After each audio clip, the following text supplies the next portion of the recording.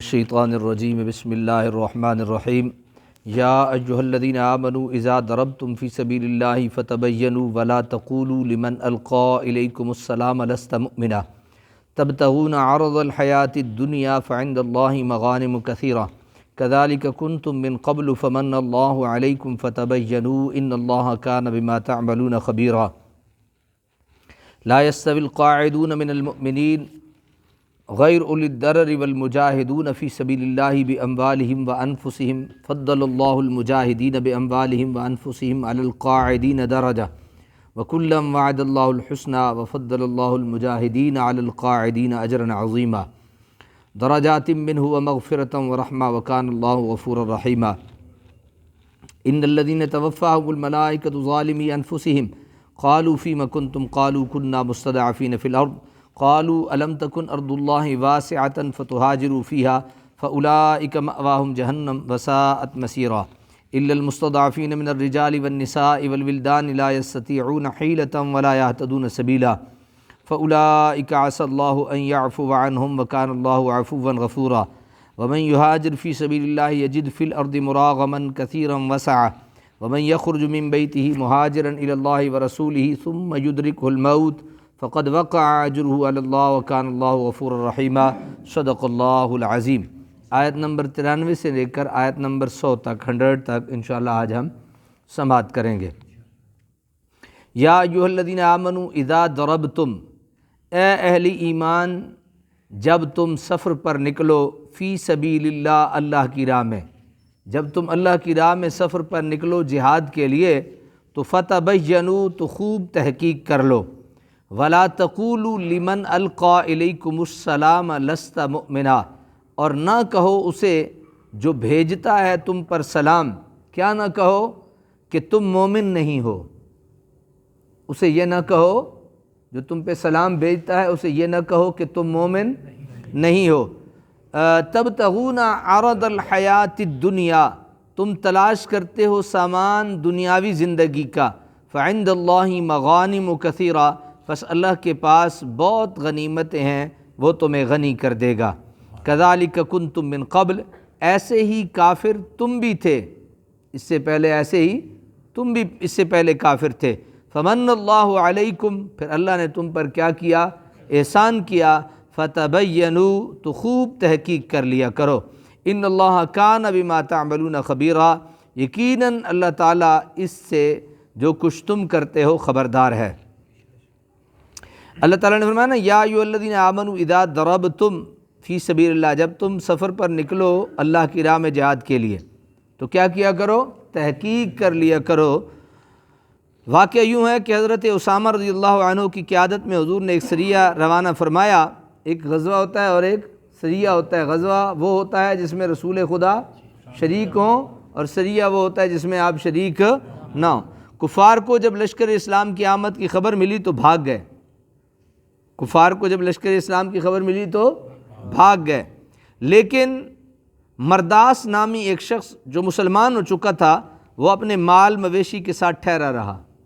جب مسلمان وہاں پہنچے اور نعرہ تکبیر بلند کیا تو اس نے بھی جواب میں اللہ اکبر کہا اور کلمہ شہادت پڑھتا ہوا نیچے اتر آیا اور انہیں السلام علیکم کہا، لیکن حضرت اسامہ رضی اللہ تعالیٰ نے اس کی پرواہ نہ کی، اسے قتل کر دیا اور اس کا ریوڑ ہانک کر مدینہ طیبہ لے آئے اور باہر گاہ رسالت میں سارا ماجرا بیان کیا۔ حضور بہت رنجیدہ خاطر ہوئے۔ اس وقت یہ آیت نازل ہوئی۔ آیت سابقہ میں مسلمانوں کو حالت امن میں مسلمان اور غیر مسلمان کو قتل کرنے سے منع کیا۔ اس آیت میں حالت جنگ میں بھی بلا وجہ قتل و غارت سے روک دیا گیا۔ جب تک تمہیں یقین نہ ہو جائے کہ یہ محارب کافر ہے، یعنی حملہ کرنے والا کیا ہے؟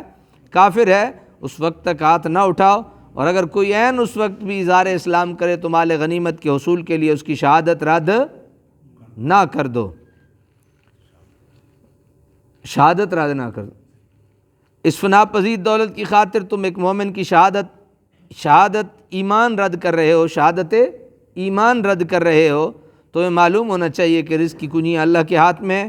اگر تم اس کے حکم کی تعمیل کرو گے تو وہ دوسرے ذریعے سے تم پر رزق کے دروازے کھول دے گا۔ پھر آگے فرمایا نا، کذالک کنتم من قبل، اس سے پہلے تم بھی کافر تھے، فرمایا ابتدا میں تمہاری بھی زبانی شہادت اسلام پر اعتبار کر لیا گیا تھا. تسی کہڑے کوئی مال دے کے مسلمان ہوئے, تسی بھی تے شہادت لا الہ الا اللہ محمد رسول اللہ پڑھے تھے, مسلمان ہو گئے. اب تم دوسروں کی زبانی شہادت کو کیوں صحیح تسلیم نہیں کرتے؟ فتبینوا کا لفظ آیت میں 2 بار آیا جو قتل میں انتہائی احتیاط برتنے کی تاکید کر رہا ہے. یعنی لفظ کا زیادہ بار استعمال ہونا اس چیز کی دلیل ہوتی ہے کہ وہ اس معاملے کو بہت ہی زیادہ سنگین اور بہت ہی زیادہ سخت لیا جا رہا ہے, عام نہیں لیا جا رہا. لا یستوی القاعدون, نہیں برابر ہو سکتے گھروں میں بیٹھنے والے, من المؤمنین, مسلمانوں میں سے, غیر اولی الضرر, سوائے معذوروں کے, والمجاہدون, اور جہاد کرنے والوں کے, فی سبیل اللہ, اللہ کی راہ میں, باموالہم, اپنے مالوں سے, وانفسہم, اور اپنی جانوں سے. فضل اللہ المجاہدین باموالہم وانفسہم علی القاعدین درجہ, بزرگی دی ہے اللہ نے جہاد کرنے والوں کو اپنے مالوں اور اپنی جانوں سے گھروں میں بیٹھے رہنے والوں پر درجہ میں. ایک گھر میں بیٹھا ہے لیکن اس میں نکال لیا غیر اولی الضرر, جو کیا ہیں, معذور ہیں, معذوروں کو نکال دیا گیا, باقی جو بیٹھے ہیں ان پہ جہاد کرنے والوں کو فضیلت ہے. اسی طرح پڑھے لکھے کو ان پڑھ پہ فضیلت ہے, اسی طرح جہنمی پر جنتی کو فضیلت ہے. وَكُلًّا وَعَدَ اللَّهُ الْحُسْنَى, اور سب سے وعدہ فرمایا اللہ نے بھلائی کا. وَفَضَّلَ اللَّهُ الْمُجَاهِدِينَ عَلَى الْقَاعِدِينَ أَجْرًا عَظِيمًا, لیکن فضیلت دی ہے اللہ نے جہاد کرنے والوں کو بیٹھنے والوں پر اجر عظیم سے. غیر اولی الضرر, سوائے معذوروں کے, اس سے مراد وہ لوگ ہیں جو بیماری یا کسی حقیقی مجبوری کی وجہ سے جہاد میں شرکت سے قاصر ہیں. قال العلماء اہل الضرر اہل الاعذار, اور یہ چیز محتاج بیان نہیں کہ جو لوگ ہر وقت سر بکف اللہ اور رسول کے نام پر قربان ہونے کے لیے تیار ہوں. اللہ کے قرب میں ان کا وہ لوگ مقابلہ کیوں کر سکتے ہیں جو گھروں میں آرام سے بیٹھے ہیں اور دنیاوی کاروبار میں ہر وقت مشغول ہوتے ہیں. بھئی ایک آدمی وہ ہے جو موجودہ قرآن کے درس میں بیٹھا ہے, اور ایک آدمی وہ ہے جو جان بوجھ کر بغیر وجہ کے اٹھ کے چلا جاتا ہے, اور کوئی اسے مجبوری نہیں ہوتی, کوئی اسے معذوری نہیں ہوتی, کوئی اسے کام ضروری نہیں ہوتا. اگر ہوتا بھی ہے تو دنیا کا ہوتا ہے مثال کے طور پہ, تو وہ دنیا کو ترجیح دے رہا ہے رب کے قرآن پہ. ایسا ہی ہے نا؟ تو یہ کیسے ہو سکتا ہے؟ پھر برابر نہیں ہو سکتے نا. ایک آدمی ہے وہ جلدی جلدی نماز پڑھ کے چلا جاتا ہے اور وہ قرآن کے درس میں نہیں بیٹھتا, اور ایک شخص وہ ہے جو اپنا وقت نکال کے اپنی دنیاوی مصروفیات میں سے وقت نکالتا ہے اور رب کے قرآن کو سیکھنے اور سمجھنے کی کوشش کرتا ہے. تو یہ دونوں برابر, تو پھر یہ سلسلہ کیا ہے؟ لوگ ان چیزوں کی حساسیت کو کیوں نہیں سمجھتے؟ کو آپ سمجھ رہے ہیں یا نہیں؟ بھئی ایک آدمی وہ ہے جو جہاد پہ جا رہا ہے اور اپنا مال اور جان قربان کر رہا ہے, اور ایک وہ ہے جو گھر میں بیٹھا ہے بغیر معذوری کے, بغیر مجبوری کے. یہ دونوں برابر نہیں ہو سکتے. اب ایک آدمی ہے جو دین کا علم سیکھ رہا ہے, اور ایک آدمی وہ ہے جو دین کا علم نہیں سیکھ رہا ہے, تو یہ دونوں برابر نہیں ہو سکتے. تو جب وہ دونوں برابر نہیں ہو سکتے اور شرکت کرنے والے کو درجے میں فضیلت دی گئی ہے, اسی طرح اس میں بھی درجے میں فضیلت علم سیکھنے والے کو دی گئی ہے. اب اسی طریقے سے کچھ ہیں جو تھوڑا سیکھتے ہیں, اور کچھ وہ ہیں جو مکمل عالم ہیں. پھر عالموں میں بھی کچھ ایسے عالم ہیں جنہوں نے قرآن اور حدیث اور تفسیر اور فقہ اور ساری چیزیں سیکھی ہوئی ہیں, اور وہ بلکہ حضور سیدی ضیاء الامت رحمۃ اللہ تعالی علیہ جو ہمارے شیخ کریم تھے, آپ فرماتے تھے میں مرتے دم تک طالب علم ہوں. یعنی طالب علم کی اتنی فضیلت ہے, اتنی فضیلت ہے. اطلب العلم من المہد الی اللحد, مہد سے لحد تک کیا کرو؟ علم حاصل کرو. تو علم حاصل کرنا یہ بہت بڑا فضیلت کا مرحلہ ہے. تو اس لیے آپ حضرات خوش نصیب ہیں جو اپنا دنیاوی تمام مجبوریوں سے وقت نکال کے آپ دین کی خاطر اور اللہ کے کلام کو سمجھنے کی خاطر تشریف فرما ہوتے ہیں. پھر آگے ارشاد فرمایا کہ جی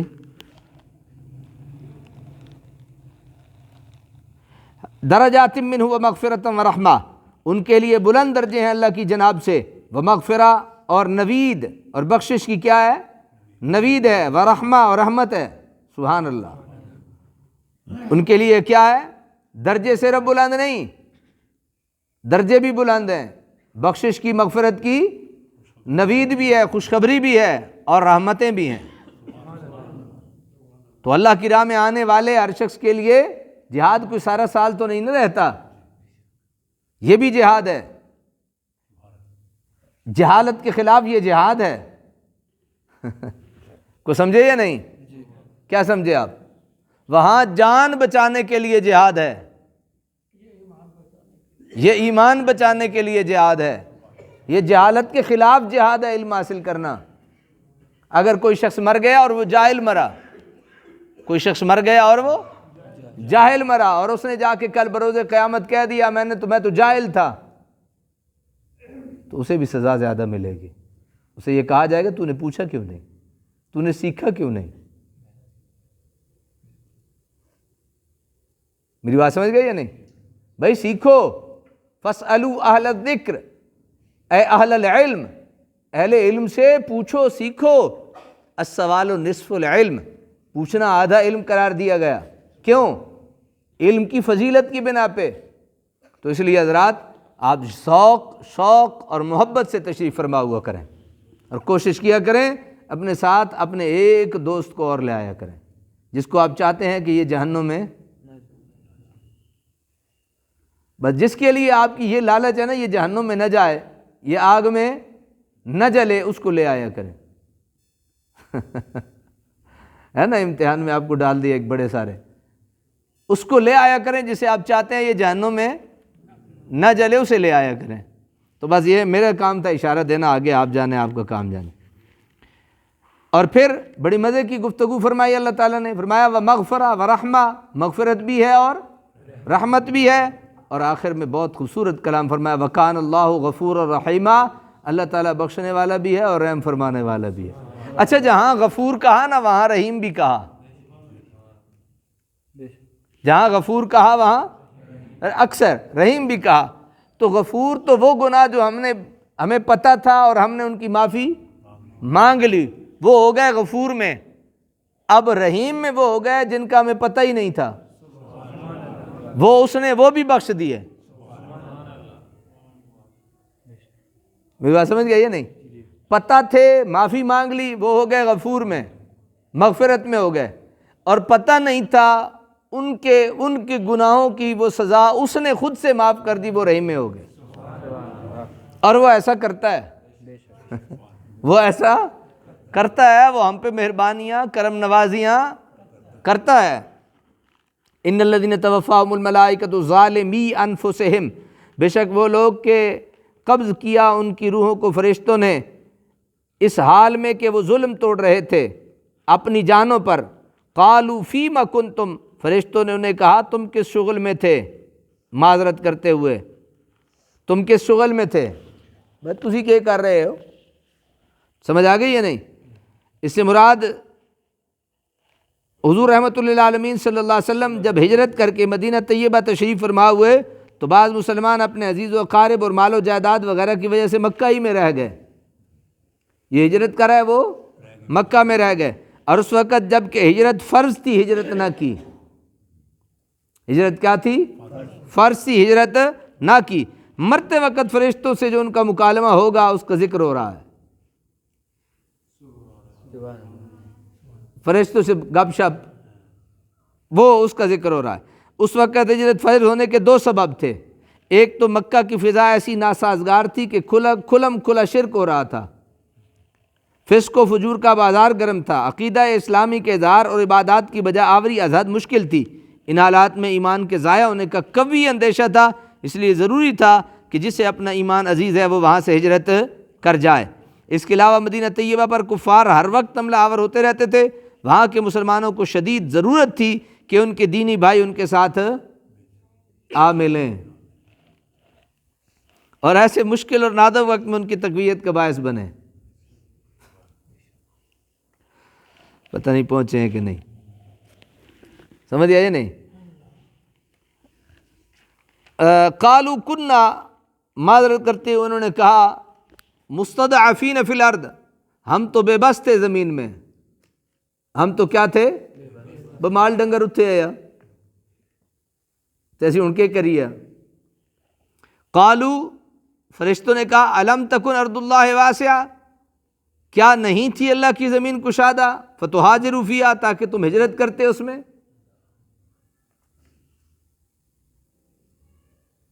عرض کر دوں تھوڑی سی بات. قالوا الم تکن ارض اللہ، انہوں نے کہا بھئی ایسی تھے، مجبور ہیں یا کمزور ہیں. انہوں نے کیا جواب دیا فرشتوں نے؟ انہوں نے کہا تمہارے لیے اللہ کی زمین وسیع نہیں تھی کہ تم وہاں ہجرت کر جاتے؟ اپنے آپ کو مجبور محض سمجھا نا.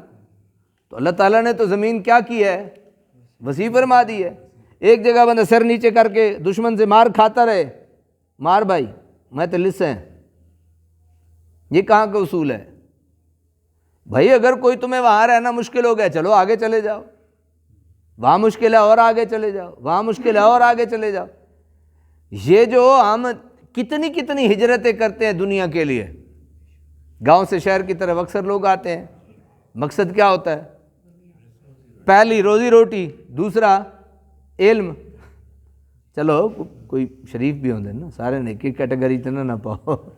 سارے دنیا کے لیے تو ہجرت نہیں کرتے نا، کوئی علم کے لیے بھی ہجرت کو سارے مطلب چلو کو ساڑھے جے بھی ہوندہ ہے نا. ہاں تو ہجرت تو کرتے ہیں نا، وہ کہاں سے بھی کریں. تو اس میں یہ ہے کہ ہجرت کا حکم ہے کہ ہجرت کر جاؤ. اگر ایک جگہ پہ تم تنگی ہے، بھوک سے مر رہے ہو، تو مرنے سے بہتر ہے کہ تم دوسری جگہ ہجرت کر کے اپنا کاروبار کرو، وہاں پہ ہاتھ لاؤ. وہاں اگر تمہارے پیشے کا کوئی کام نہیں تو آگے چلے جاؤ. فَأُولَٰئِكَ مَأْوَاهُمْ جہنم، یہی وہ لوگ ہیں جن کا ٹھکانہ جہنم ہے. وَسَاءَتْ مَصِيرًا، اور جہنم بہت بری پلٹ کا آنے کی جگہ ہے. إِلَّا الْمُسْتَضْعَفِينَ مِنَ الرِّجَالِ، مگر واقعی کمزور و بے بس مرد، والنساء اور عورتیں، والولدان اور بچے، لا يستطيعون حیلہ، جو نہیں کر سکتے تھے ہجرت کی کوئی تدبیر، ولا يهتدون سبیلا، اور نہیں جانتے تھے وہاں سے نکلنے کا کوئی راستہ. استثناء ہے بھائی، استثناء ہے، ہر جگہ استثناء ہے. ہم نہیں دیں گے، ہم نہیں دیں گے، اللہ دے رہا ہے. کیا کہتے ہیں وہ لفظ، کیا خاص استعمال کرتے ہیں کہ ہم کیا نہیں دیں گے؟ ہمارے سیاسی زعماء، سیاسی لیڈر کیا کہتے ہیں، وہ کیا لفظ استعمال کرتے ہیں؟ نہیں تھا تو میاں والی کا، لیکن اب لفظ تو اس نے ایسا استعمال کیا جو پنجاب میں بھی اور پاکستان میں بھی چلتا تھا نا. آ جائے گا، کوئی بات نہیں، اتنے نالائق تو ہم نہیں ہیں. لیکن وہ ایک استعمال کرتے ہیں کہ ہم انہیں استثناء، یعنی ماشاءاللہ محنت کی ہے تو اسے یہ اللہ دیتا ہے. لیکن اللہ ناانصافی نہیں کرتا، اللہ انصاف پہ دیتا ہے. یہاں بھی اگر اللہ تعالیٰ نے نارو یا وہ استثناء دیا ہے تو فرمایا الا المستضعفین من الرجال والنساء والولدان، اور لا یستطیعون حیلا ولا یہتدون سبیلا. ایک تو ان کے نکلنے کے لیے انہیں راستہ نہیں پتہ تھا، فلسطین جانے کے لیے انہیں راستہ نہیں پتہ تھا. دوسرا ان کے پاس ہجرت کی کوئی تدبیر نہیں تھی، کوئی راستہ نہیں تھا، کوئی طریقہ نہیں تھا، اور باقی وہ رہے. فَأُولَٰئِكَ عَسَى اللَّهُ أَن يَعْفُوَ عَنْهُمْ، تو یہ لوگ ہیں جن کے بارے میں امید کی جا سکتی ہے کہ اللہ تعالیٰ درگزر فرمائے گا ان سے. وَكَانَ اللَّهُ عَفُوًّا غَفُورًا، اور اللہ تعالیٰ درگزر فرمانے والا، بہت بخشنے والا ہے. وَمَن يُهَاجِرْ فِي سَبِيلِ اللَّهِ، اور جو شخص ہجرت کرے گا اللہ کی راہ میں، يَجِدْ فِي الْأَرْضِ مُرَاغَمًا، پائے گا زمین میں پناہ کے لیے بہت ساری جگہ، کثیراً واسعہ، جگہ بہت ساری جگہ، اور کشادہ روزی بھی. جب ہجرت کرے گا نا روزی ساتھ ساتھ چلے گی بھائی. ہاں مہمان آ جائے تو منہ نہیں بسورنا چاہیے، اللہ کا شکر ادا کرنا چاہیے. وہ رزق اپنا ساتھ لے کے آتا ہے، وہ رزق اپنا ساتھ لے کے آتا ہے. میں بات عرض کر دیتا ہوں اس پہ بھی.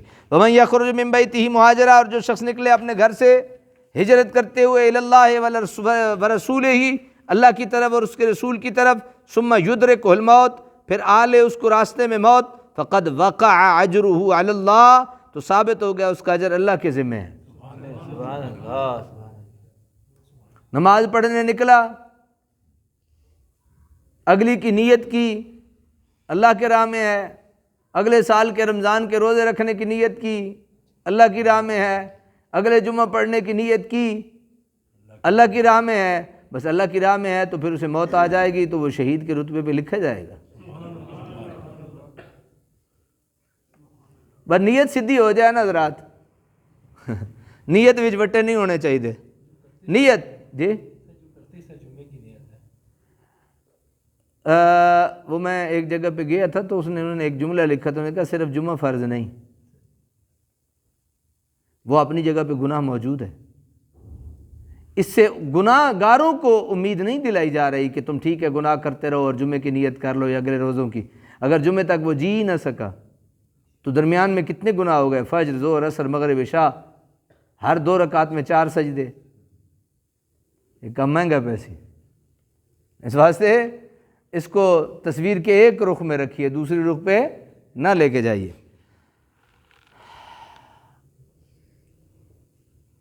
ہو گیا جی؟ وَكَانَ اللَّهُ غَفُورًا فَقَدْ وَقَعَ أَجْرُهُ عَلَى اللَّهِ، تو اس کا اجر کس کے ذمہ ہے؟